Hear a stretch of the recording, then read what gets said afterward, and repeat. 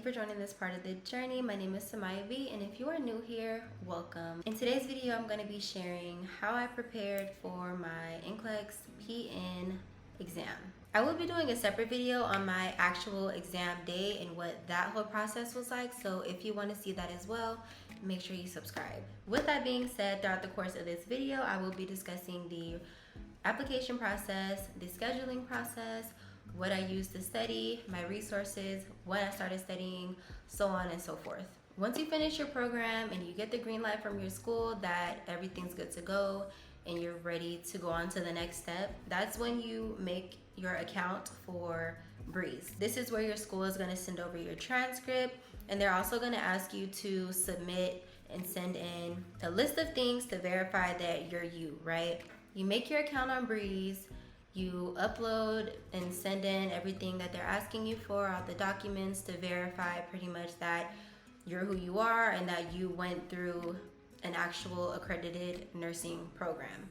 Once you get everything that they're asking you for and you're actually ready to submit your application to be eligible to sit for the NCLEX, you do actually have to pay the $220 for this step. So once you do that, ideally, it's supposed to take about 10 to 12 weeks for them to process everything and review it. So from there, it's kind of like a waiting game. You can check back, log onto your account, and they have a section where it tells you the status of your application. So once that time has passed, they've cleared you, everything's good to go, that's where you'll receive your authorization to test. This is the number that you'll use to then go on to Pearson VUE's website, aka the NCSBN, and that is where you make another account to actually be able to schedule your exam. Once you get to that step, it'll be another $200 to schedule the actual date for your NCLEX. When I got on the website to actually schedule my exam, they had dates that were within the next week, within the next month or 2 months, whatever. Depending on the area that you're in and which testing site you choose is gonna determine how far out or how soon you can schedule your exam date, also depending on when you're ready. So like I said, the application to be eligible to sit for the exam takes a few weeks. Once you get to schedule your exam, it might be a couple weeks, it might be another month out.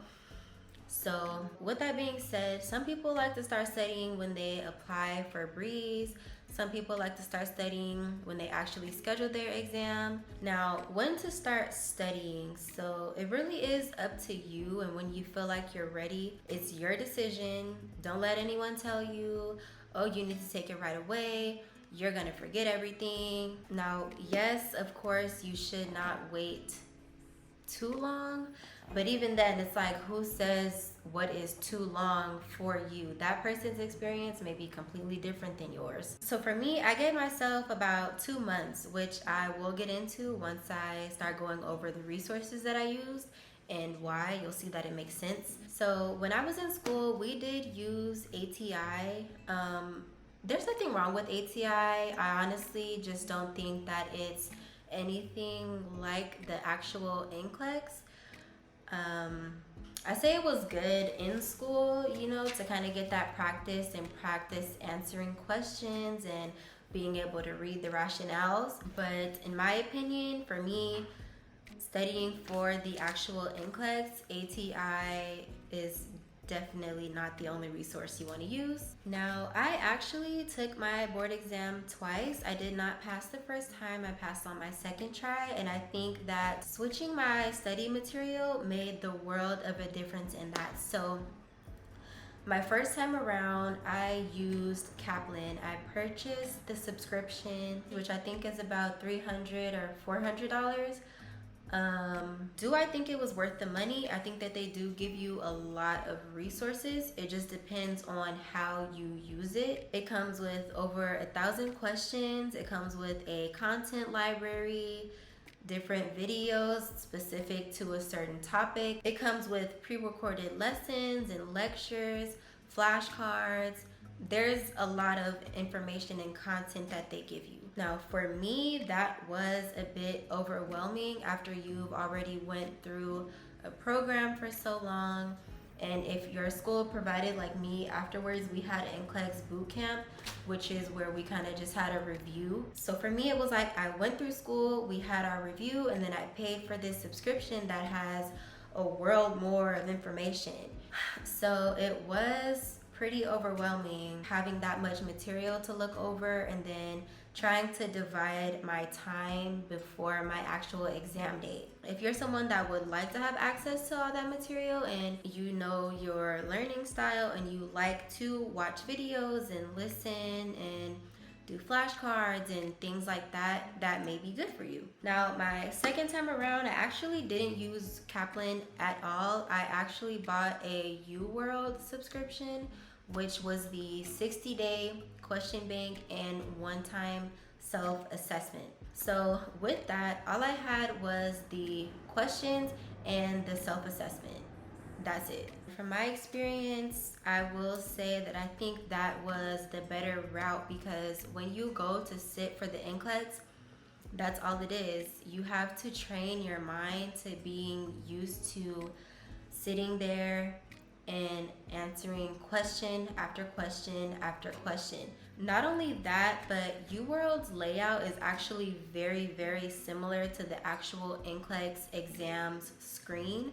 So that kind of makes it better for you as well, just visualizing what you're actually going to be looking at when you take your test. The difference between Kaplan and UWorld that I also noticed is the rationales and the way that they explain it to you is very different. I think that the rationales on UWorld are actually better in my opinion. It actually tells you what you need to know and explains it in a way that you won't still be confused. When I was using Kaplan, I noticed that it would tell me the answer, but I would still say why. Like, well, this is the answer, but why? Okay, this is what we would do in this situation, but why? Why does that help the patient? Why is that the right answer? Why is this the better thing to do? UWorld gives you over 1,200 questions. So how I set mine up was I made sure that I did 60 questions per day. Never anything more, never anything less. I didn't skip a day.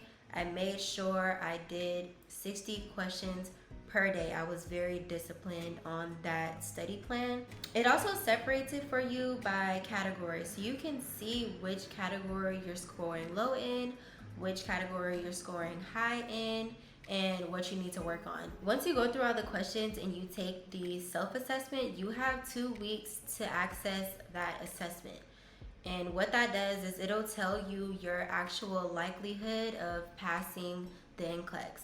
I don't remember the exact number, but it does tell you if you score above a certain percent, then you're good. So you don't have to have a 90% or 95% on your likelihood of passing to say, hey, maybe I am ready, I'll pass. Another resource that I used my second time around that I feel like helped me tremendously was this podcast that I found called NCLEX High Yield. They have podcast episodes that are divided by a certain topic that pretty much explains it to you, breaks it down in a way that you'll actually understand it. So for me, I noticed that while I was listening to those podcast episodes, there were certain topics that in school I never got the hang of, that after listening to the podcast, I actually understood it. They also have episodes that are just motivational words for you that you can listen to while you're prepping for your exam. They have a YouTube channel as well. They also have an Instagram page where they post NCLEX tips and tricks.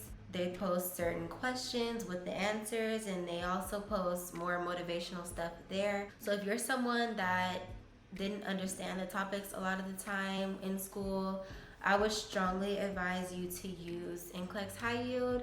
Try out their podcast, check out their Instagram page, because they helped me out a lot. So that is it for today's video. If you have any more questions or something that I didn't mention, definitely leave it in the comments. You can also feel free to DM me on Instagram. I'll answer any questions there as well. Like I said, I will be doing a separate video on my actual exam day experience, so if you'd like to watch that, please subscribe. I hope this video helped you out if you are studying for your exam or getting ready to take your exam soon. Remember that negative self-talk will not be your friend throughout this process, and you are capable and you can do it. I will see you guys in my next video. Bye-bye.